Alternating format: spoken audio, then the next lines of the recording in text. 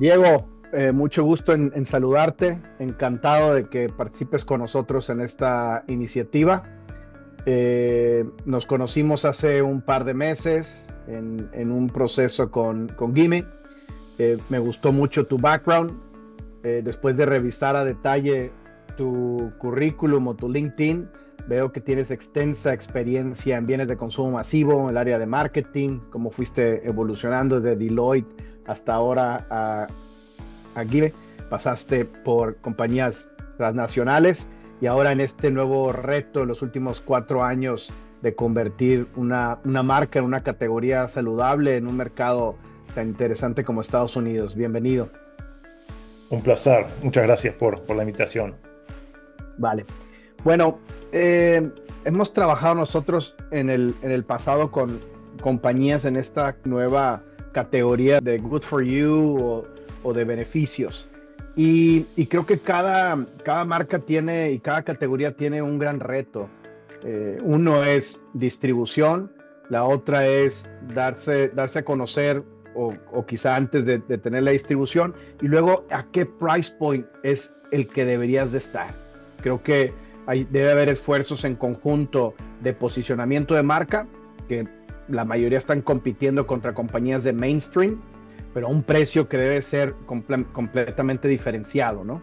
Entonces, ¿tú cuáles han sido los principales retos que has identificado al momento de definir una estrategia de precios para un producto como el que manejas tú actualmente y poder balancear de necesito buscar distribución, necesito buscar que me den de alta, pero al mismo tiempo necesito la rentabilidad de la compañía? Sí, creo que lo mencionaste muy bien. O sea, un poco el challenge acá es que hay una infinidad de consideraciones, ¿no? Que hay que balancear para poder terminar en un lugar bueno. Por un lado tenés que tener un margen bruto que te permita tener un negocio sustentable, ¿no? Uno puede tratar de operar por debajo de eso, pero a largo plazo eso no es sustentable y no va a funcionar. Hay que mantener la competitividad. No sos la única opción en el shelf set, ya sea competidores directos o competidores indirectos. El consumidor tiene varias opciones y si pasas de un precio razonable a algo que tal vez te lleva por arriba de eso, vas a perder con relación a tus competidores. Tenemos también que tener en cuenta el impacto que un cambio de precio puede tener en nuestro price pack architecture, ¿no? Tenemos distintos productos dentro del portfolio que tienen distintos roles. Hay productos que sirven el rol de ser como un producto que introduce al consumidor en la categoría o introduce al consumidor en la marca, y ese tiene que ser un precio atractivo. Tenemos que tener otras opciones dentro de nuestros pack sizes que ofrezcan valor, donde una persona puede irse a multipack y ese multipack tiene que tener una relación con la unidad, que haya algún tipo de beneficio. Pero también creo que lo más importante al mirar el tema de los cambios de precios es la sensitividad del precio y el consumidor hacia los precios, especialmente cuando se pasan ciertos cliffs, ¿no? O sea, si uno tiene un precio que, por ejemplo, termina en $3.99 y aumentar el 5% te lleva por encima de eso, vas a perder más volumen de lo que perderías teniendo esa misma diferencia de precio en otro punto de la escala. Así que bueno, estos son todos un poco todas las cosas que tenemos que tener en consideración cuando nos adentramos dentro del tema de los precios. Interesante, interesante. Hablabas de Price Pack Architecture, hablábamos de elasticidades de precio. Creo que una vez que establecemos cuál es el producto diferenciado y en qué categoría quieres competir, el empaque adecuado, el full price estratégico, una vez que damos check a estos 3 puntos, sigue distribución, agarramos distribución y luego viene el tema de promoción. Y prácticamente las promociones tienen un objetivo, que es tenemos que incrementar el volumen en base a las elasticidades de precio, ¿no? Pero en estas categorías en las que hay un gran diferenciador y que no debería ser el precio o la reducción de precio el driver, porque en algunos casos hasta te quieres diferenciar de la marca del mainstream, ¿cómo determinas el momento adecuado, la profundidad adecuada para promocionar sin comprometer uno, la percepción de calidad y que te sigan viendo como en esta categoría premium con el valor del producto? Bueno, mira, en nuestro caso, por suerte, los productos mainstream con los cuales competimos generalmente no están en nuestro mismo aisle, ¿no? O sea, por ejemplo, en el mundo de snacking, vos tenés el mainstream snacking, donde encontrás las marcas de Frito-Lay, por ejemplo, todos los productos de PepsiCo, con distribución directa, precios muy, muy agresivos, que pueden ofrecer gracias al enorme volumen que tienen, ¿no?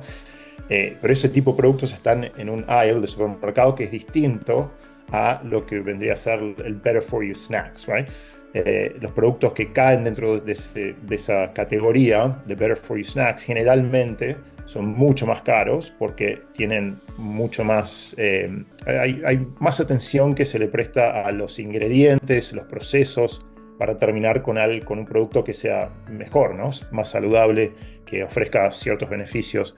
Entonces, en realidad, muchas veces lo que se mira y lo que se estudia es las diferencias relativas dentro de los productos que están dentro de esas subcategorías con los que competimos directamente, ¿no? Pero de todas maneras hay que tener un poco en cuenta esa relación, porque, por ejemplo, dentro del mundo de Better For You Snacks, no es raro encontrar productos que estén por encima de los 5, 6, incluso $7, ¿no? Pero nosotros tratamos siempre de terminar ofreciendo productos que nos permitan operar muy por debajo de esos precios, ¿no? Para poder darle al consumidor una opción, en algunos casos por debajo de los $3, ¿no? Y eso hace que, a pesar de que seamos un producto muy premium, dentro de lo que es la categoría de los Better For You Snacks, tenemos una oferta de valor que es bastante buena relativo a nuestros vecinos, ¿no? A los que están inmediatamente a la izquierda, inmediatamente a la derecha. Y eso es un poco lo que tratamos de prestar la atención. En cuanto a cuando promocionamos, la idea un poco es no sobrepromocionar, ¿no? O sea, porque queremos mantener esa percepción de calidad, queremos mantener esa percepción de ser un producto premium. Entonces, un poco lo que tratamos de hacer es promocionar dentro de los ciertos windows del año donde nuestro producto es especialmente relevante. Para nosotros, en el mundo de los Seaweed Snacks, hay 3 partes del año donde promocionamos más de lo normal. Eso es New Year, New You. Ahí eso es un periodo muy relevante para el seaweed, ¿no? Porque es un snack mucho más saludable que, por ejemplo, tortillas o tortilla chips o ese tipo de cosas.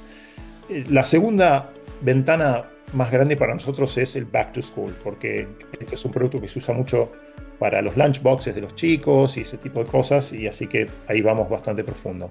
Y el tercero, que es más emergente, es Lunar New Year, ¿no? Que vendría a ser, ahora estamos pasando por ese periodo en este momento, a finales de enero, que es la celebración del Año Nuevo.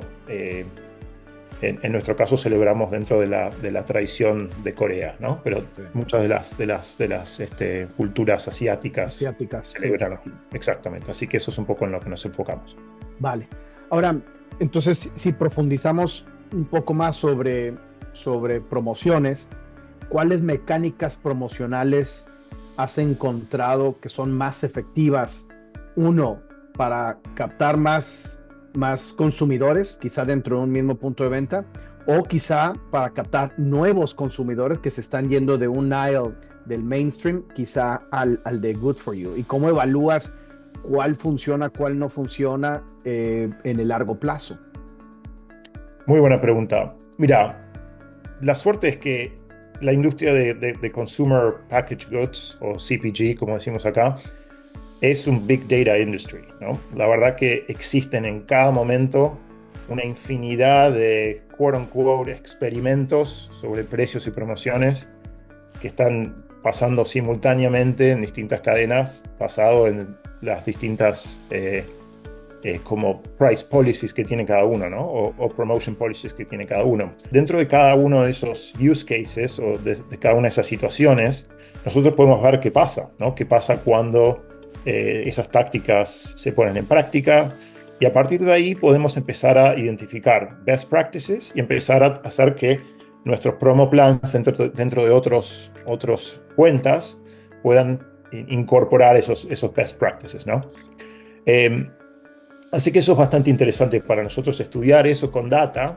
La data juega un rol muy, muy, muy importante que nos ayuda entonces a entender y predecir lo que va a pasar cuando tomamos otro tipo de acciones, ya sea aumento de precios o distinto tipo de promociones, ese tipo de tácticas.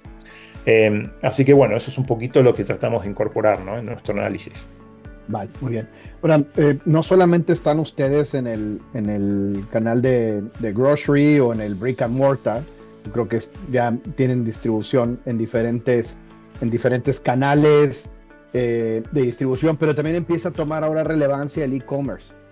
¿Cómo, cómo determinas tú cuál debería ser la estrategia de precios dependiendo del canal y del rol que juegan dentro de toda tu estrategia? Dentro de toda tu estrategia comercial para poder maximizar al final de cuentas tu participación de mercado, pero también tu presencia en esta categoría Good for You y en la categoría de snacks. Sí, mira, en realidad es súper complejo. Es muy interesante, ¿no? A mí me gustan este tipo de cosas, pero lo que vemos muchas veces es que nuestro go-to-market strategy tiene que cambiar dependiendo del canal a donde queremos operar. Para darte un ejemplo, ciertos canales nosotros podemos ir directo, ¿no? y distribuir directamente a nuestros customers cuando hay una suficiente cantidad de volumen, cuando tenemos una relación directa, cuando tenemos el expertise dentro de ese canal. Para otros canales no podemos hacer eso. Entonces requerimos de la asistencia y la ayuda, ya sea de brokers que tienen relaciones con ciertos customers, o incluso con distribuidores, ¿no? Porque no podemos llegar a esa cuenta o por ahí no tenemos el volumen suficiente para tener la cuenta directamente y eso requiere en algunos casos contar con o armar un equipo, por decirlo de una manera, que cuenta con la ayuda de brokers y distribuidores.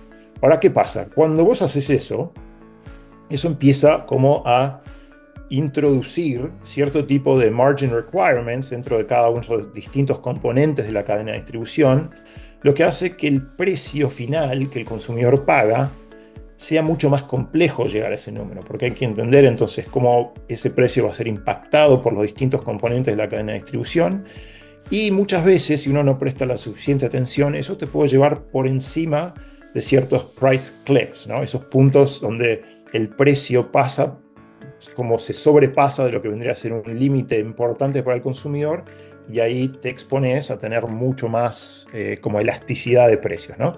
Y eso es un poco lo que tratamos de entender es cuál es la forma más eficiente de armar ese go-to-market, esa cadena de distribución y qué tenemos que pagar para cada uno de esos componentes para poder servir o ofrecer nuestros productos de forma efectiva. Y lo que entiendo es, comienzas primero estableciendo cuál es el precio retail al que estaría tu producto y dependiendo del canal de distribución vas hacia abajo considerando los márgenes que cada uno de los participantes en la cadena de suministro juega, ¿correcto? Hasta que dé el punto ideal. Sí, correcto. O sea, también por supuesto tenemos que prestar la atención a nuestros márgenes brutos, ¿no? Porque tenemos que tener un producto que sea en el largo plazo sustentable. El panorama siempre es dinámico, ¿no? Porque este año nosotros crecemos, nuestro seaweed viene de Corea, ¿no? Sí. Porque es un tipo de seaweed que usamos que se llama nori, que crecen nomás en ciertas partes del mundo. La mayoría de la producción se hace en Corea. Entonces nosotros trabajamos como aquaculture farmers de Corea, les compramos el seaweed, hacemos nuestros productos en Corea, y eso después lo traemos en containers. Entonces, ¿qué pasa? Ahí tenemos dos factores que son altamente variables. Uno es el costo de la materia prima, ¿no? O sea, del seaweed. De la extracción, sí. Ajá. ¿No? Y eso varía si hay, por ejemplo, un mal año, o el clima no ayuda, o la cosecha no ha sido buena. Eso es altamente variable. Y lo otro que pasa también que afecta mucho el tema de los costos es el costo del transporte marítimo.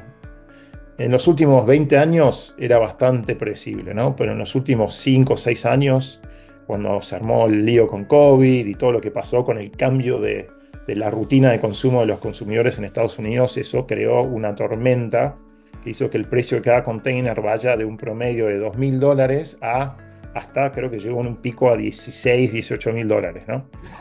Enorme, enorme presión. Entonces, ¿qué pasa? Nosotros tenemos que tener suficiente margen operativo para poder absorber ciertas de estas cosas que siempre pasan, o sea, pasan de alguna manera u otra, están pasando más frecuentemente en estos años que por ahí en años anteriores, pero siempre hay algún factor de eso. Entonces tenemos que tener un poquito de cintura para poder responder a ese tipo de cosas que pasan. Exacto, ¿no? Vale, muy bien. Ahora hablemos un poquito de marketing. Es algo que siempre me ha llamado la atención cuando estableces una nueva categoría en una nueva vertical, en este caso la vertical de Good for You o de saludable, y ahora convertir el seaweed en un snack. ¿Cómo enfocas la comunicación para poder educar al shopper, al posible consumidor, sobre el producto y luego el valor agregado que puede tener y la funcionalidad, asegurando que puedan entender el producto, que lo acepten y luego que paguen el precio que has establecido?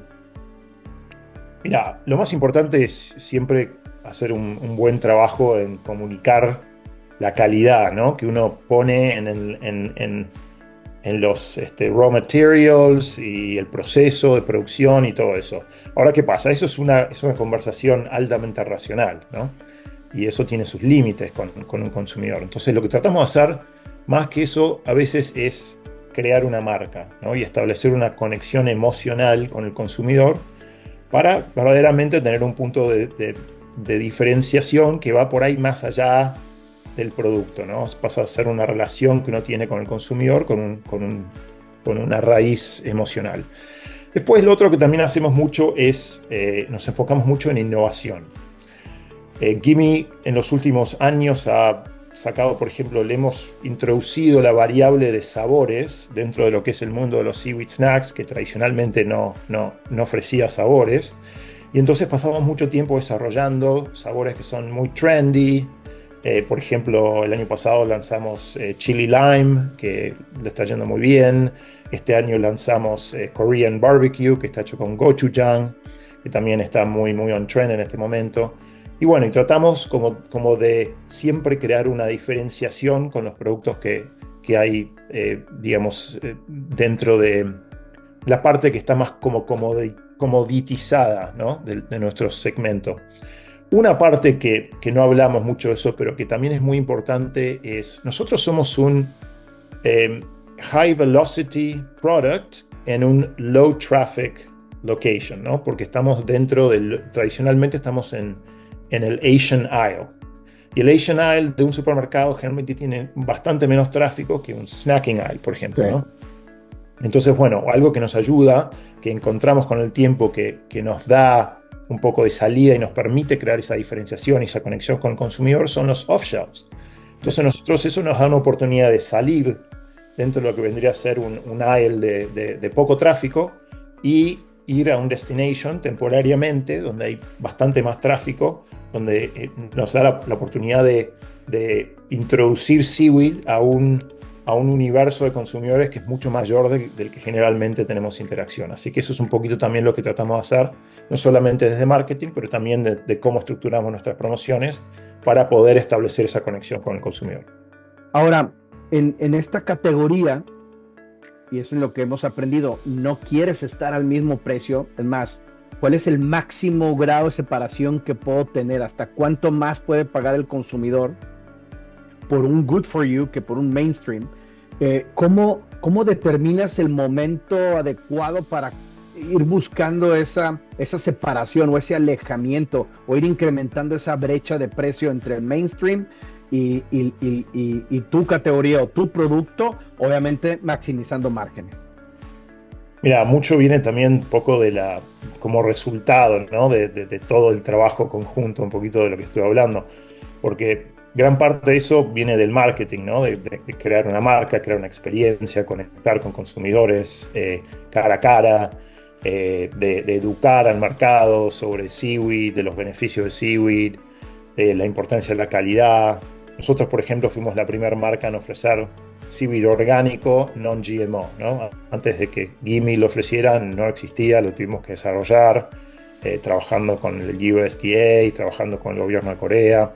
O sea, esas son cosas que hemos hecho, no recientemente, a lo largo de los últimos 12, 13, 14 años, creando un poco esa diferenciación. Hoy en día, para poner un poco, darte un poco de números que cuentan la historia, en el último año nosotros sumamos 16 puntos de market share en Estados Unidos, ¿no? Hoy en día tenemos 70% de market share en Amazon, ¿no? Eso es, o sea, también todo eso viene como de a poco, ¿no? De ese trabajo que se hace, pero que con el tiempo el mercado te da ese permiso, ¿no? Para poder diferenciarte de precios. Tenemos muchas veces, nos toca competir con competidores que ofrecen el producto a, no sé, 40% menos, 50% menos. Sin embargo, no nos afecta tanto. Cuando eso pasa, muchas veces lo que termina pasando es que con el tiempo seguimos como gradualmente aumentando nuestras ventas, aumentando nuestra productividad, y con el tiempo esos productos terminan siendo descontinuados.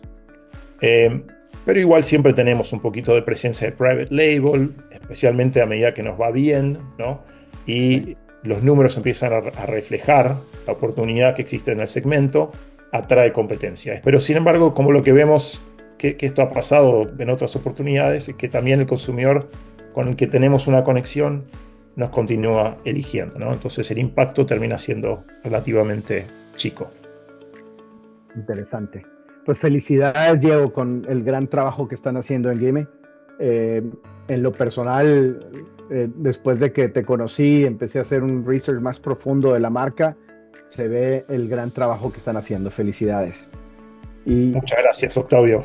Y a ti agradecerte la participación, agradecerte el tiempo. Estoy seguro que es de gran valor lo que acabamos de conversar. Muchas gracias, Octavio. Un placer como siempre y nos estamos hablando. Claro que sí.